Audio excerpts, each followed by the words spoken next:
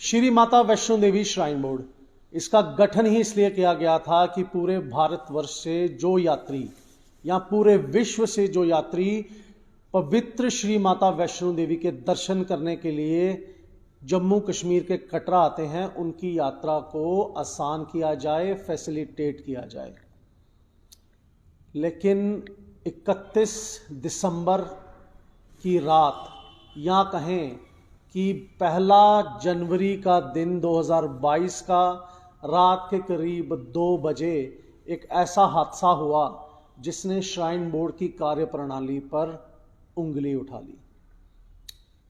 Corona का समय है, कैप जो रखी गई थी यात्रा के लिए वो करीब 25,000 रखी गई थी, लेकिन सूत्रों की माने तो पवित्र त्रिकूट पर्वत पर उस रात 1 लाख से भी अधिक यात्री थे। पांव रखने की जगह नहीं थी और फिर एक स्टैम्पेड होता है, 12 यात्री मारे जाते हैं, दर्जन घायल होते हैं, लेकिन जो नुकसान होता है, मां के भक्तों की मौत होती है, उसका जिम्मेदार कौन? इसी का मंथन आज NH1 पे हम कटरा के ही नागरिक और यूथ लीडर वरुण मगोत्रा जी के साथ करने की कोशिश करेंगे। वरुण जी, स्वागत है आपका। जय माता दी। वरुण जी, श्री माता वैष्णो देवी श्राइन बोर्ड आप जानते हैं किस हिसाब से वो काम करते हैं, लेकिन जो बीती रात थी 1 जनवरी 2022 की, जब लोग एकत्रित हुए थे माँ के चरणों में माथा टेकने के लिए और नए साल का स्वागत करने के लिए, तभी अचानक 12 कीमती जाने, माँ के भक्तों की जानें चली जाती हैं। क्या कहेंगे इस संदर्भ में? हिमांशु जी, सबसे पहले तो जिन लोगों की ऊपर माता वैष्णो के दरबार में डेथ हुई, मैं उनकी आत्मा की शांति के लिए प्रार्थना करता हूँ और माता रानी से ये दुआ करता हूँ कि उनके घर वालों को इतना बड़ा दुख सहने की शक्ति दे और अपना आशीर्वाद उन पर बनाए रखे। देखिए हिमांशु जी, ऐसा नहीं है कि ये पहली बार हमारे कटरा में इतनी यात्रा आई हो या इतना रश पड़ा हो।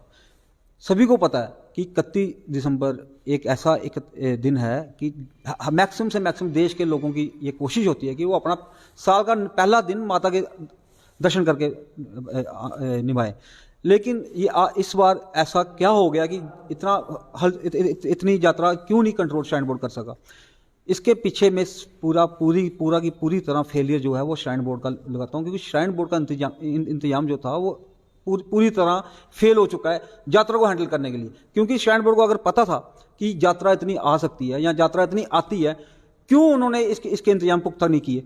क्यों, जब इनको पता है कि ऊपर कैपेसिटी 20,000 यात्रा की है या 15,000 यात्रा की भवन में, तो इन्होंने क्यों ऐसा हुआ कि यात्रा 1 लाख से ऊपर यात्रा भवन पहुंच गई? ऐसा क्यों हुआ कि पहले भी यात्रा आती थी हमारे कटरा में? पहले क्या होता था कि अगर 20,000 25,000 यात्रा जब ऊपर चली जाती थी, जो कैब आप बोल रहे हो कि लगाई है या पहले भी यात्रा इतनी आती थी, वो क्या करती थी, श्राइन बोर्ड क्या करती थी कि नीचे यात्रा पर्ची वेटिंग कर देती थी। वो यात्रा क्या करती थी, वो बाकी यात्रा कटरा में स्टे करती थी। जैसे ऊपर से यात्रा इनको, क्योंकि इनको मैसेज श्राइन बोर्ड को पता तो होता है कितनी यात्रा ऊपर चलेगी, अब कितनी नीचे आ रही है। ऐसा होता, ऊपर से यात्रा जब वापस 5,000 या 10,000 यात्रा नीचे पहुंचती थी, फिर ये द्वारा 5,000 10,000 यात्रा ऊपर भेजते थे। इससे क्या होता था, एक सुचारू रूप से यात्रा हमारी चलती थी और इतना बड़ा हादसा आज तक कभी नहीं हुआ। लेकिन इस बार श्राइन बोर्ड ने पता नहीं क्यों इतना बड़ा ये यात्रा को एक मजाक में लिया कि इन्होंने केयर ही नहीं की कि यात्रा की कितनी ऊपर जा रही है, कितनी दर्शन कर रही है, कितनी वापस आ रही है। एक टाइम तो ऐसा आ गया कि इन्होंने यात्रा पर्ची पता ही नहीं था कितनी यात्रा ऊपर, श्राइन बोर्ड इस चीज की कोई नॉलेज ही नहीं थी कि कितनी यात्रा दरबार की तरफ चली गई है और दरबार में कितनी यात्रा मौजूद है।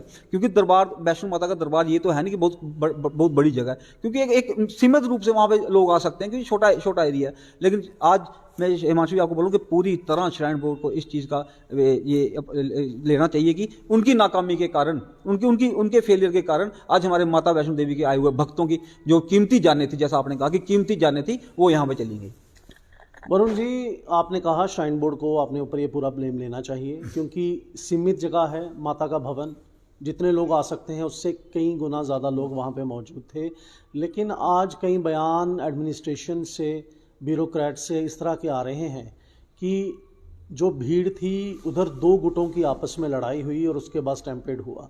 लेकिन फिर हमारी बात उन यात्रियों से हुई जो वहाँ चश्मदीद थे उस बीती रात में। उन्होंने कहा कि कोई गुटों में लड़ाई नहीं हुई, लाठी चार्ज किया गया पुलिस के द्वारा, क्योंकि वो मजबूर थे, क्योंकि भीड़ इतनी ज़्यादा हो चुकी थी, फिर जाके स्टैम्पेड हुआ। आपको क्या लगता है कि जो प्रशासन है या श्राइन बोर्ड है, ये कहकर कि दो गुटों की लड़ाई हो रही है, बचने की कोशिश कर रहा है?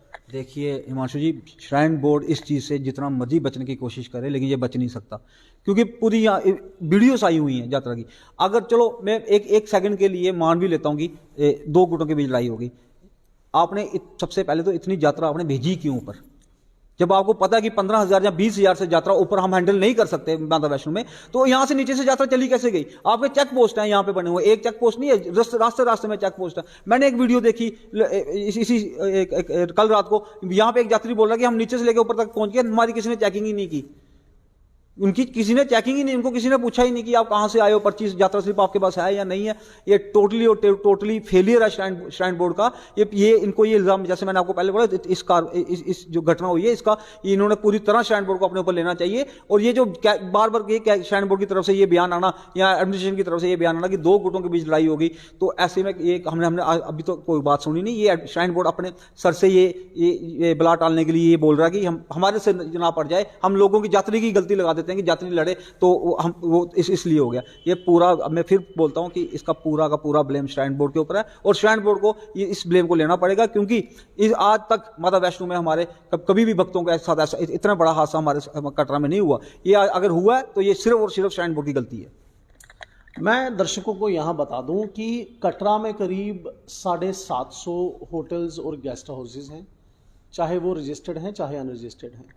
और कटरा में कैपेसिटी है यात्रियों को ठहराने की, यात्रियों को हॉस्पिटेबल सर्विसेज देने की, चाहे वो यात्री मध्यम वर्ग के पास पैसे खर्चने वाला हो, चाहे वो ज़्यादा पैसे खर्च करने वाला हो।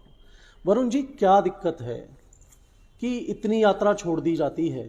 अगर वो यात्रा यहाँ रुकती, एक तो थोड़ा बिजनेस बढ़ता, और सबसे बड़ी बात, वो यात्री आराम से माँ के दर्शन कर पाते, और जो जाने गई हैं वो बच सकती थी। क्या रीज़न है कि कटरा में यात्रा नहीं रोकी जाए?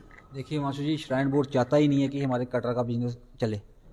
ये श्राइन बोर्ड चाहते, ये अगर श्राइन बोर्ड का बस चले ना, ये हमारे कटरा का टोटली खत्म कर दे, क्योंकि आज तक 1 रुपये का काम श्राइन बोर्ड ने कटरा के लिए डेवलपमेंट के लिए नहीं करवाया हुआ है, कहीं नहीं करवाया, 1 रुपया नहीं लगवाया। हालांकि माता के हम कटरा के नाम से श्राइन बोर्ड कमा रहा है, लेकिन कटरा के ऊपर ही नहीं लगा रहा, समझ लो ना। और हमारा कटरा शहर एक ऐसा शहर है हिमांशु जी, आप बताओ ना, यहाँ पे आपको 500 से लेके 10,000 तक रूम मिल सकता है, 50 रुपये का खाना लेके 50 रुपये से लेके 500 तक खाना मिल सकता है। हमारा कटरा एक ऐसा शहर है। अगर ये पहले भी ऐसा, मैं जैसे बोल चुका हूँ कि पहले भी यात्रा हमारे कटरा में आती थी, लेकिन इतना बड़ा हादसा हमारे कटरा में नहीं होता था, क्योंकि तब क्या होता था कि जैसे मैंने आपको बताया कि 10,000 15,000 यात्रा ऊपर चलेगी, श्राइन बोर्ड को पता होता था कि इतनी कैपेसिटी हमारी ऊपर है, वो नीचे यात्रा पर्ची जो होती है वो वेटिंग कर देते थे, जो यात्रा वो कटरे में रुकती थी, कटरा का बिजनेस बढ़ता था, हर एक कम्युनिटी को कटरा की फायदा होता था, चाहे वो होटल वाला है, चाहे शॉल वाला है, चाहे कोई भी है, क्योंकि जो यात्रा रुकती थी वो कटरा में ही घूमती थी। जैसे ही इनको पता लगता था कि पर्ची खुल गई, जैसे श्राइन बोर्ड को पता लगता था कि अब यात्रा इतनी नीचे आ चुकी है, वो पर्ची खोलती थी, उतना ही जाते द्वारा यात्रा स्लिप लेते थे,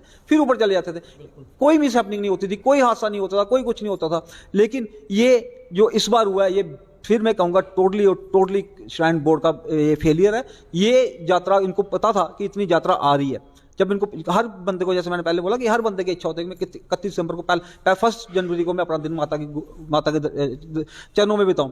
जब श्राइन बोर्ड को ये पता था कि इतनी यात्रा आ सकती है और पहले भी आई हुई है, तो आपने क्यों नहीं इंतजाम पहले पुख्ता इंतजाम किए? क्यों आपने ढील दे दी कि यात्रा बिना अपनी मर्जी से यात्रा दर्शन करने जा रही है? कोई ऐसा तो है नहीं कि यात्रा कि कई पहाड़ों से रास्ते आ गए या कहीं और से आ गए। एक ही रूट है हमारा, 2 ही रूट है, एक न्यू रूट है, एक ओल्ड रूट है। आपके चेक पोस्ट वहां लगे हुए हैं, आप वहां पे चेकिंग कर सकते थे कि यहाँ पे आपके एडमिनिस्ट्रेशन का आपके मुलाजिम ऊपर काम कर रहे हैं, आपको एक पल की रिपोर्ट होगी कि अब इतनी यात्रा ओवरलोड हो रही है, इतनी यात्रा ओवर होगी, इतनी आपने क्यों नहीं उस वक्त यात्रा रोकी? क्यों आपने यात्रा को वैष्णो माता तक जाने दिया और इतना बड़ा हादसा होने दिया?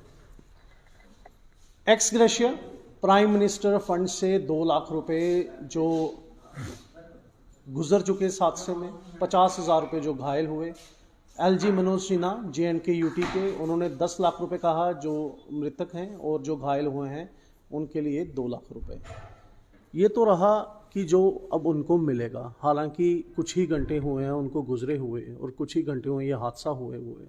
लेकिन क्या आपको लगता है कि जो श्राइन बोर्ड की कमेटी बनाई गई है, एलजी साहब के द्वारा, जिसके चेयरमैन एलजी खुद हैं, क्या उस कमेटी को अब बदलने की ज़रूरत है? क्योंकि उस कमेटी में कुछ मेंबर्स ऐसे हैं जो शायद आज तक माता के दर्शन करने तक नहीं आए होंगे, जहाँ कटरा की पब्लिक में बैठ के कभी उन्होंने कोई ऐसी प्रोसेस डिस्कस नहीं की होगी जिससे यात्रा को बेहतर बनाया जा सके। देखिए हिमांशु जी, आज तक हमने ऐसा सुना ही नहीं, आज तक नहीं सुना कि श्राइन बोर्ड ने आम पब्लिक के साथ, कटरा की आम पब्लिक के साथ कोई मीटिंग की हो। हाँ, ये 3-4 बंदे हुए हैं श्राइन बोर्ड ने अब अपने इनके रखे हुए हैं, उन्हीं को बुलाएंगे, उन्हीं की राय लेंगे, उन्हीं से पूछेंगे, वो जो बोलते हैं कटरा का फैसला हो गया।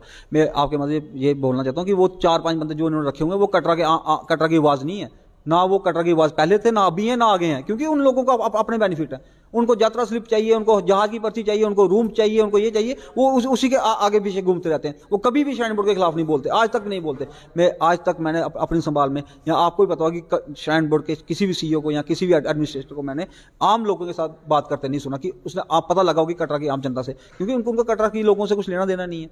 वो उनको पता है कि हम जो 4-5 लोग हमारे आगे पीछे हैं उन्हीं के साथ बात करेंगे, उन्हीं के राय लेंगे, और मैसेज आगे कटरा के पब्लिक के साथ मीटिंग हुई। कटरा पब्लिक कौन? कटरा वो 4-5 लोग कटरा पब्लिक नहीं है, कटरा की पब्लिक जो है वो आम लोग हैं। और मैं आपको बताना चाहता हूं कि इतना बड़ा हादसा हो गया, अगर ये श्राइन बोर्ड चाहती तो ये हादसा रुक सकता था। अगर श्राइन बोर्ड चाहती, अगर थोड़ा सी श्राइन बोर्ड केयर कर लेती, थोड़ा सा श्राइन बोर्ड सीरियस हो जाती यात्रा को लेके, तो आज इतना बड़ा हादसा रुक सकता था। और जैसा कि आपने कहा कि कमेटी में ऐसे लोग हैं जो आज तक माता वैष्णो के दर्शन करने ही नहीं गए। ऐसे लोगों को काम क्या कमेटी में? ऐसे लोगों का क्या काम है? कहाँ से वो उठ के आए हुए हैं? वरुण जी, माफ़ कीजिएगा, रोकता हूँ, क्या रीज़न है कि स्थानीय लोगों को कमेटी में ज़्यादा जगह नहीं मिलती?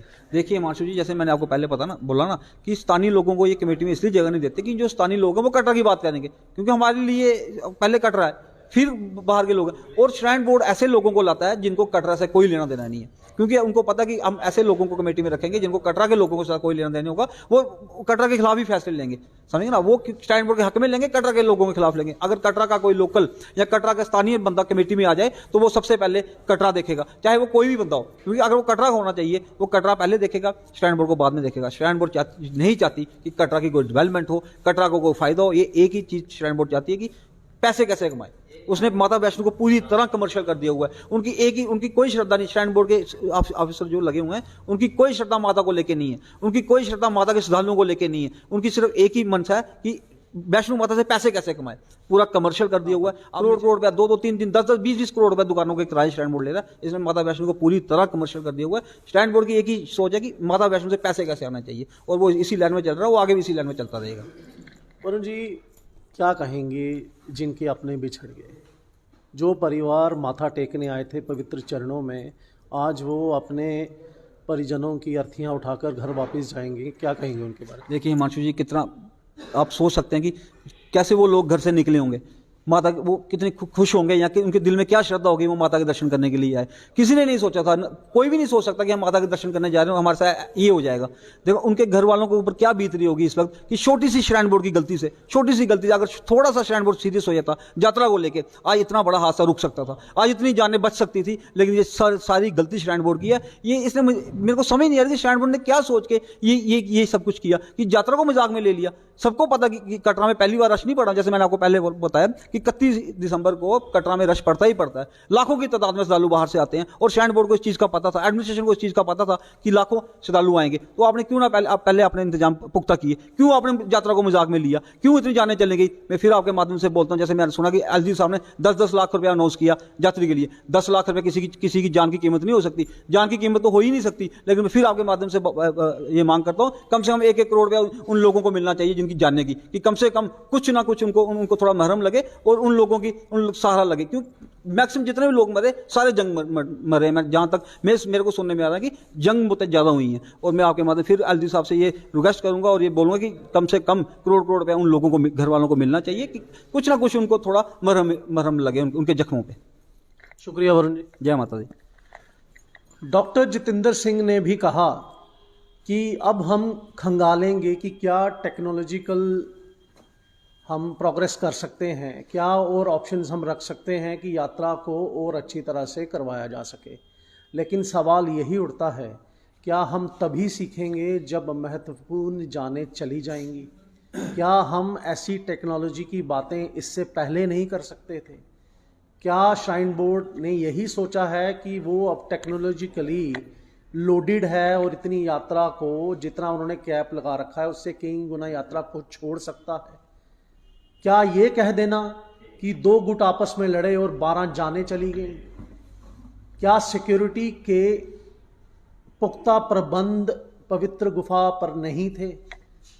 ये सवाल आज हर एक कटरावासी को अपने आप से, श्राइन बोर्ड से पूछना होगा और जिनके परिजन गुजर गए उनकी आंखों में आंखें डालकर सरकार को, प्रशासन को, श्राइन बोर्ड को जवाब देना होगा कि आखिर ऐसा हुआ क्यों। ये था हमारा मंथन वरुण मगोत्रा जी के साथ। आप देखते रहिए द नॉर्दर्न हेराल्ड। मैं हूं हिमांशु शर्मा, कैमरामैन प्रदीप सिंह के साथ।